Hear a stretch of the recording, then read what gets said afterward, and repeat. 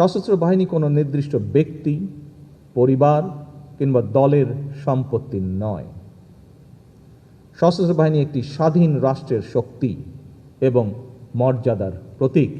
রাষ্ট্রীয় সংবিধানের প্রতি দায়বদ্ধতা এবং জনগণের অবিচল আস্থাই হতে হবে সশস্ত্র বাহিনীর পথ চলার প্রধান ভিত্তি।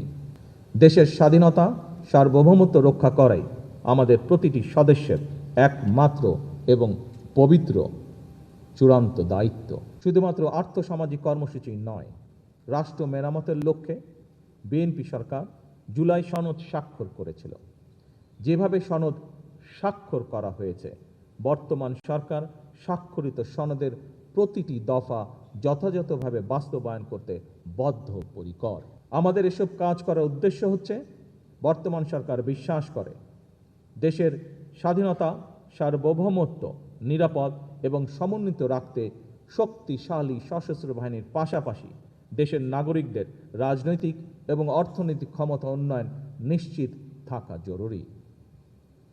বর্তমান সরকার সশস্ত্র বাহিনীকে আরও শক্তিশালী করতে চায়।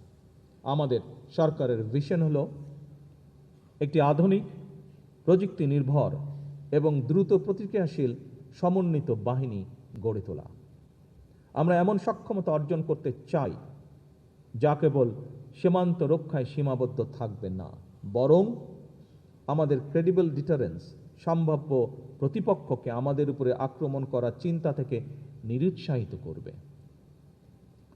আজ এবং আগামীর বৈশ্বিক চ্যালেঞ্জ সামনে রেখে জনস্বার্থ ও সার্বভৌমত্ব রক্ষায় আমরা প্রতিরক্ষা নীতিকে সম্পূর্ণভাবে ঢেলে সাজাতে চাই।